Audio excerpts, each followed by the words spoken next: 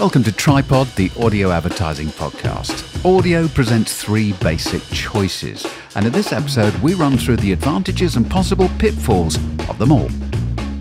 Okay, so we've talked about the choices available, and they roughly fall into three categories: linear radio, digital audio, and podcast. Quick fire episode here, looking at the advantages and pitfalls of each without going into too much detail. So, kicking off with linear radio. What is it, first of all, Tom? Linear. What is linear radio? To me, I always consider that's live broadcast radio, effectively.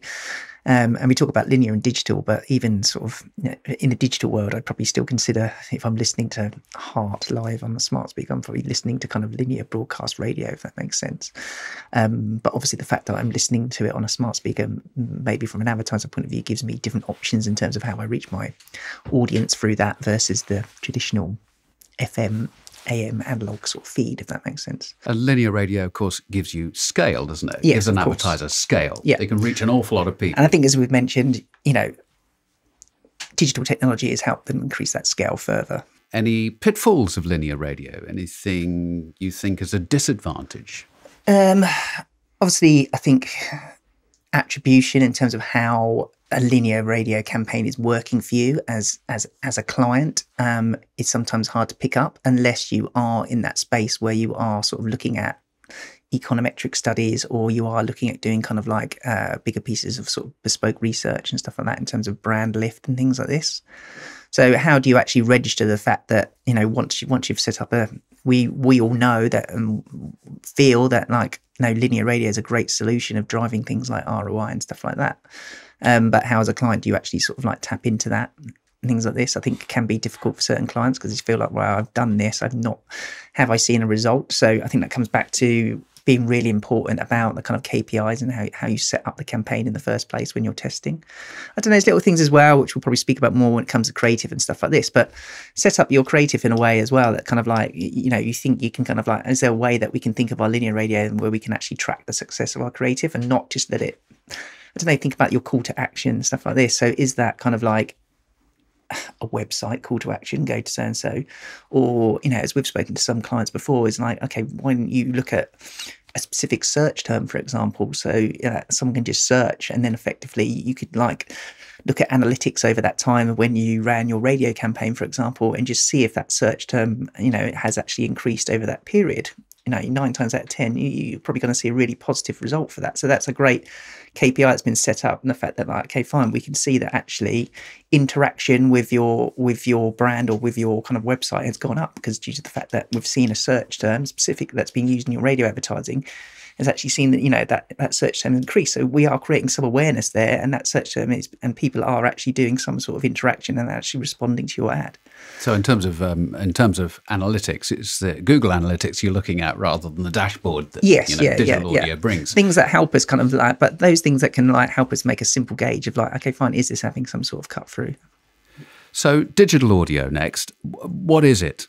I mean, it's a big term. It covers a lot of things, Howard, doesn't it? What is it? Yeah. So the definition of digital audio is listening to a radio service or a music streaming service via a connected device.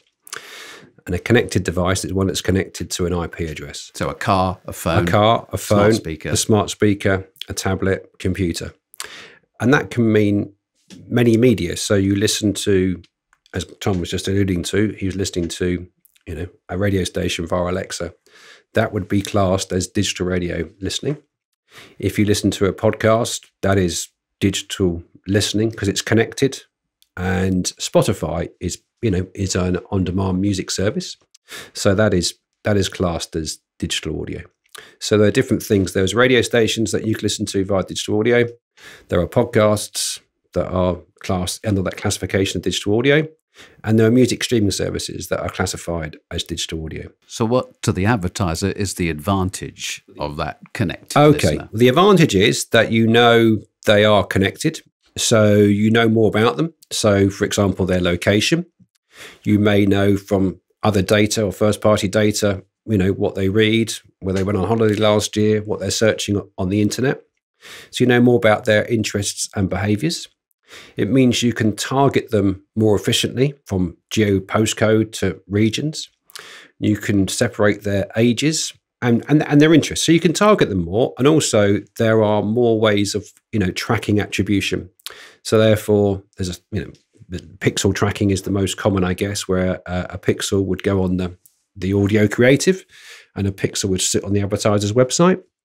And those two would talk to each other. So you knew if you heard an ad or ad on a podcast or on a connected device, and they then reached out to the advertiser website or taking the instruction that the advertiser would like them to do, you know where they've come from. It also allows now, I guess, with rise of technology, a sort of two-way communication. People may have, listen to Alexa. There are Ask Alexa for More Information campaigns. So that is, again, knowing that the listener has heard the ad and there's been a call to action to ask Alexa to give them more information. So whether that is to request a brochure, book a test drive, learn more about the product. So you know that those people have responded via that communication. So I guess the main advantage is that it's giving you more attribution and you can be more targeted. So therefore, broadcast radio is a bigger budget, I guess, in some instances, where with digital audio, you can, be targeted. I want to target men 25 to 54 that live in London, bought a car or second-hand car in the last 12 months or a high propensity to go on holiday. So you can do that start of targeting and you get more data back, interactions, and you get more data, I guess, mid-campaign, you get more data back. So that's the advantage, I would say, of digital audio. Well, it sounds like nirvana for the advertiser, but are there any pitfalls? I guess the pitfall would be audience size. I mean, less than linear. Yeah, in terms of the universal population that you want to target. I mean, just because you can do it doesn't mean you should do it in that sense, in terms of targeting those small audiences. I would also say about the creative. So listenership can be different for digital audio. The majority of listenership is probably via headphones or earpieces. So particularly on podcasts, where it's 85 to 90% is, and there are people listening on their own. So, but you still have a lot of people that are putting a radio ad, which has to work harder because it's in a different environment. And therefore it's a bit more shouting, it's a bit more in your, in your face, but you know what I mean? In your ears a bit too loudly. So therefore, as we preach, it's to get the best out of these things is to adapt the audio or produce the audio for the platform you're on.